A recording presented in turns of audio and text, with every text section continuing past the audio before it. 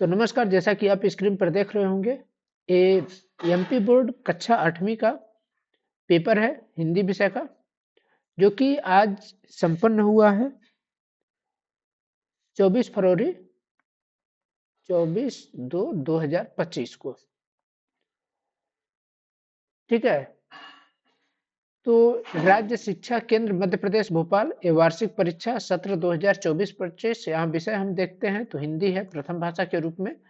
पूर्णांक देखते हैं तो ये 60 नंबर का कुल अ, पूर्णांक इसका है, यानी 60 नंबर का प्रश्न पत्र था आपका। समय की बात करें तो 2.5 घंटे आपको समय मिलता है। ठीक है। चलिए एक एक करके हम लोग देखते हैं कि कौन कौन से प्रश्न आए थे कहाँ से और इसके क्या संभावित उत्तर हो सकते हैं। ठीक है। तो चलिए सबसे पहले क्वेश्चन से हम लोग स्टार्ट करते हैं। यहाँ सबसे पहले आपको बहुविकल्पीय प्रश्न मिलते हैं क्रमांक 1 से लेकर 5 तक। तो अब देख लीजिए, ये बोर्ड का कक्षा 8वीं के बोर्ड का पेपर है, तो जो बच्चे कक्षा 8वीं में अभी हैं तो उनके लिए तो ठीक है। जो बच्चे आने वाले सालों में अगर इसको देखेंगे तो उनको आइडिया हो जाएगा किस तरीके से बोर्ड का पेपर आता है। ठीक है। तो चलिए एक एक करके हम लोग सभी क्वेश्चन का आंसर देखने का प्रयास करते हैं। सबसे पहला क्वेश्चन में क्या बोल रहा है कि निर्देश सही विकल्प आपको चुन करके भरना है। प्रत्येक प्रश्न के लिए 1 अंक निर्धारित किया गया है। ठीक है। पहला क्वेश्चन क्या दिया गया है, किस कवि या कवित्री ने प्रभु को चंदन एवं स्वयं को पानी के रूप में माना है। तो आपको यहाँ पर बताना है कि इसमें से कौन से कवि हैं कि जो स्वयं को चंदन और प्रभु को चंदन और स्वयं को पानी के रूप में माने हैं। तो ऑप्शन मिलता है A number Mirabai, option number B Raidas, option number C Surdas या फिर ऑप्शन नंबर डी तुलसीदास। तो इसका सही उत्तर क्या हो जाएगा, ऑप्शन नंबर बी रैदास। ठीक है। तो रैदास हमारा सही उत्तर हो जाएगा। चलिए अगला क्वेश्चन चलते हैं, दांडी यात्रा कब प्रारंभ हुई। ऑप्शन नंबर ए 31 दिसंबर 2020 सॉरी 1920, ऑप्शन नंबर बी 15 अगस्त 1947, ऑप्शन नंबर सी 12 मार्च 1930, ऑप्शन नंबर डी 5 अप्रैल 1930। तो सही उत्तर क्या हो जाएगा, ऑप्शन नंबर सी 12 मार्च 1930। अगला क्वेश्चन देख लेते हैं, बिरसा मुंडा का संबंध निम्नलिखित में से वर्तमान में किस राज्य से था। Option number A Bihar, option number B Jharkhand, option number C Chhattisgarh, option number D Madhya Pradesh. तो ये देखिए एक फैक्चुअल क्वेश्चन है, जो इनके बारे में जानता होगा बिरसा मुंडा जी के बारे में वही उसका उत्तर बता सकता है। क्योंकि जब हमने बात कर रहा है कि बिरसा मुंडा के बारे में तो वर्तमान की बात है तो ये झारखंड से थे। ठीक है। वर्तमान जो है झारखंड, और जो झारखंड था वो बिहार से अलग होकर के बनाया गया था, वैसे ही मध्य प्रदेश से अलग होकर के छत्तीसगढ़ बनाया गया था। ठीक है। अब अगला क्वेश्चन देखते हैं, क्वेश्चन नंबर 4, महेश्वर पाठ किस विधा में लिखा गया है। तो ऑप्शन नंबर ए है व्यंग, ऑप्शन नंबर बी पत्र, ऑप्शन नंबर सी कहानी, ऑप्शन नंबर डी हमारा मिलता है निबंध। अगला यहाँ पर हमको क्या ऑप्शन मिलता है, तो इसका सही उत्तर क्या हो जाएगा, पत्र। ठीक है। व्यंग जो है वो नहीं है, इसका सही उत्तर क्या हो जाता है, ये एक पत्र लेखन था। ठीक है। अगला क्वेश्चन देख लेते हैं, तो श्रुति ईमानदार है और प्रतिभाशाली भी है। श्रुति जो है वो ईमानदार और प्रतिभाशाली है। तो ये किस प्रकार का वाक्य है आपको बताना है, साधारण वाक्य, मिश्र वाक्य, अपूर्ण वाक्य या संयुक्त वाक्य। तो इसका सही उत्तर हो जाएगा ऑप्शन नंबर बी संयुक्त वाक्य। चलिए अगले क्वेश्चन की ओर चलते हैं। अगला क्वेश्चन हमारा 6 से लेकर 10 तक के लिए है, रिक्त स्थान का पूर्ति करना है। निर्देश दिया गया है कि प्रत्येक के लिए 1 अंक है, प्रत्येक क्वेश्चन के लिए। ठीक है। तो अब यहाँ पर देखते हैं हम लोग पहला क्वेश्चन, हमें कैसी वाणी बोलनी चाहिए। ठीक है। तो हमें हमेशा कैसी वाणी बोलना चाहिए, मधुर बोलना चाहिए या कटु बोलना चाहिए। तो यहाँ पर मधुर वाणी बोलना चाहिए। ठीक है। गांधी जी किसकी चिकित्सा पद्धति पर विश्वास था, गांधी जी को किसकी चिकित्सा पद्धति पर विश्वास था।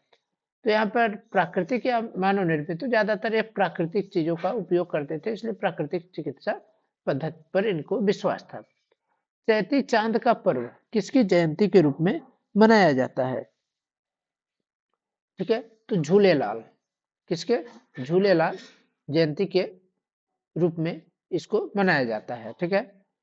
अगला देख लेते हैं, तो बुक ऑफ इंडियन बर्ड्स किसने लिखी थी। तो बुक ऑफ इंडियन वर्ड्स जो है, तो इसके लेखक का नाम सलीम अली है, सलीम अली, जो कि आप अभी रोबोट 2.0 अगर देखे होंगे तो उसमें मतलब ये जो रोबोट 2.0 है इन्हीं के इसी बुक ऑफ इंडियन वर्ड्स के बेस पर ही ये बनाया गया है। ठीक है, इसके लेखक कौन है? तो सलीम अली जी हैं। जड़ी बूटी में कौन सा समास है? तो देखिए यहाँ पर जड़ी और बूटी में ये जो चिन्ह बनाया है तो इसका मतलब यहाँ पर बता रहा है कि ये द्वंद्व समास है। ठीक है, तो कौन सा समास? द्वंद्व समास। चलिए अगले क्वेश्चन की ओर चलते हैं। तो यहाँ पर अगला क्वेश्चन हमको मिलता है, अति लघु उत्तरीय प्रश्न मिलता है। ये आपको 11 से लेकर 16 तक के मिलते हैं। पहला क्वेश्चन रहता है, धर्मरथ के पहिए कौन कौन से हैं? तो धर्मरथ के दो पहिए जो हैं वो कौन कौन से हैं? आपको इसका उत्तर देना है। तो धर्मरथ के दो पहिए होते हैं, एक होता है पाप और दूसरा क्या होता है? पुण्य। योग मुद्रा का अभ्यास किसे नहीं करना चाहिए? तो योग मुद्रा का अभ्यास जो है वो गर्भवती जो महिलाएं होती है,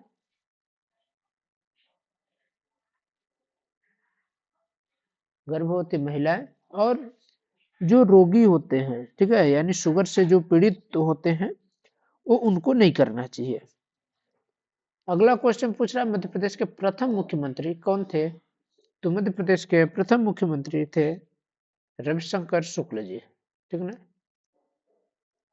रविशंकर शुक्ल जी थे। ठीक है, दूध दूध धारा क्या है? ठीक ना, दूध धारा क्या है? तो दूध धारा क्या होता है? यह एक प्राकृतिक जलप्रपात है, ठीक है, जो कि नर्मदा नदी पर स्थित है जलप्रपात। ठीक है, तो वहां पर होता है दुग्ध धारा। अगला देखते हैं, परशुराम किसके अवतार थे? तो परशुराम जो थे वो भगवान विष्णु के अवतार थे। अगला देख लेते हैं, किसी शब्द के आरंभ में जुड़ने वाले शब्दांश को क्या कहते हैं? तो किसी शब्द के आरंभ में एक हम लोग पढ़ते हैं उपसर्ग और हम लोग एक पढ़ते हैं प्रत्यय। ठीक है, उपसर्ग जो होता है वो हमारे पहले जुड़ता है, मतलब किसी भी शब्द के आरंभ में अगर जुड़ता है तो उसको हम लोग उपसर्ग बोलते हैं, और प्रत्यय जो होता है वो बाद में जुड़ता है। ठीक ना, तो इस तरीके से हमारा अति लघुत्तरी प्रश्न भी समाप्त होता है। अब हम लोग देख लेते हैं आगे हमारा लघुत्तरी प्रश्न और दीर्घोत्तरी प्रश्न। तो लघुत्तरी प्रश्न हम लोग देखते हैं क्या क्वेश्चन है। 3 नंबर के लघुत्तरी प्रश्न है, यहाँ से 30 से 40 शब्दों में आपको लिखना था, सुंदरता की मृत मृग तृष्णा से क्या तात्पर्य है? अगला, मोहनदास पर श्रवण पितृभक्ति पुस्तक का क्या प्रभाव पड़ा? शिक्षा का उपयोग किसके लिए होना चाहिए? महर्षि परशुराम ने किससे शिक्षा प्राप्त की तथा उन्होंने किसको शस्त्र विद्या सिखाई थी? उपमा अलंकार किसे कहते हैं? यानी ये आपके अलंकार से संबंधित क्वेश्चन आ गया। बहन की शादी में जाने के लिए आपको छुट्टी, यानी यहाँ पर पत्र लेखन है, प्रार्थना पत्र, यानी ये पत्र लेखन। ये आपके प्रश्न उत्तर हैं, 1 2 3 4 4 प्रश्न उत्तर हैं जो कि आपके किताब से आए हैं, और ये आपके अलंकार व्याकरण हो गया, और यह जो है ये पत्र लेखन। चलिए नीचे आते हैं। तो नीचे दीर्घोत्तरी प्रश्न जो कि 23 से 26 तक का है। इसमें पहला देखते हैं, तो कवि प्रकृति की हर वस्तु में नया रूप क्यों देखना चाह रहा है? यह जो है ये आपके पाठ से संबंधित है। यदि आप किसी व्यक्ति से कोई उपहार या मुफ्त सेवा लेते हैं तो आप उस व्यक्ति के प्रति कैसा व्यवहार रखेंगे और क्यों? ये आपको अपने समझ के आधार पर इसका उत्तर देना है। 25वां प्रश्न देख लेते हैं। तो अपठित गद्यांश है, जिसका मतलब होता है कि आप इससे पहले इसको नहीं पढ़े हैं। ठीक है, और इसका उत्तर आपको देना है इस गद्यांश को पढ़ करके, यानी यहाँ से यहाँ तक को पढ़ना है और उसी के बेस पर आपको उत्तर देना है। जैसे हम इसमें देखें तो इसके संभावित उत्तर हमारे क्या हो सकते हैं। जैसे हाल ही में 34वां सड़क सुरक्षा सप्ताह 2023 मनाया गया। सड़क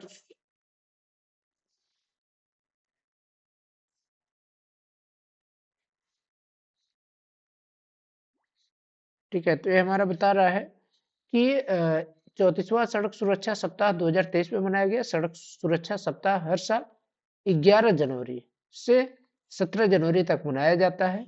सड़क परिवहन और राजमार्ग मंत्रालय के द्वारा यह आयोजित किया जाता है और यह सप्ताह सड़क सुरक्षा के महत्व पर जागरूकता फैलाने के उद्देश्य से मनाया जाता है। विश्व बैंक की एक रिपोर्ट के अनुसार दुनिया में सड़क दुर्घटना में होने वाली मौतों में से 11% भारत में हो रही है तेज रफ्तार, शराब पीकर गाड़ी चलाने, खराब सड़क, लापरवाही आदि के कारण मौतों की संख्या को कम करने के लिए जागरूकता के लिए सड़क सुरक्षा पर पोस्टर, बैनर, लघु फिल्म या पत्रक विवरण का आयोजन किया जाता है।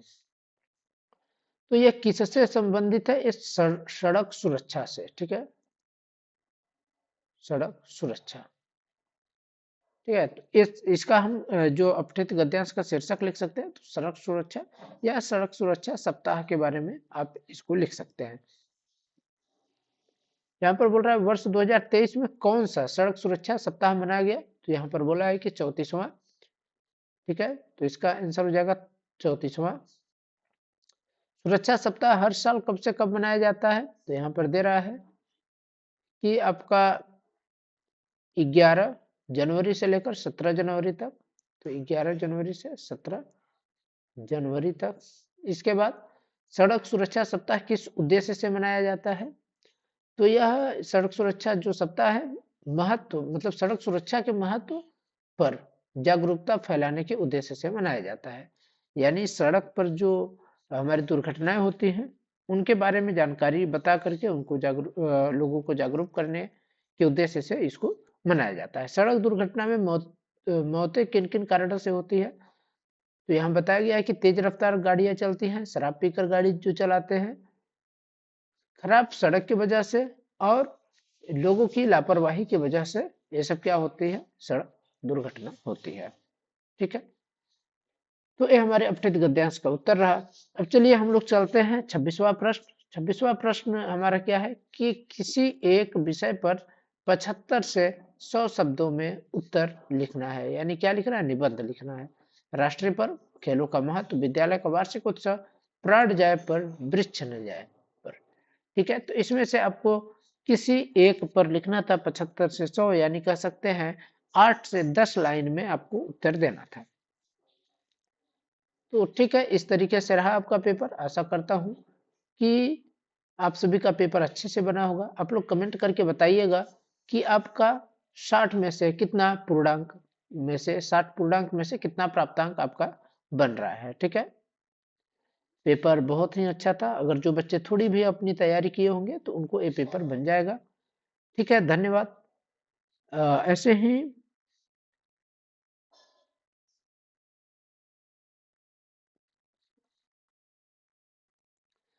आपके सारे विषय के जो प्रश्न पत्र हैं उनके उत्तर यानी कह सकते हैं कि आंसर की आपको डेली टाइम से मिलता रहेगा।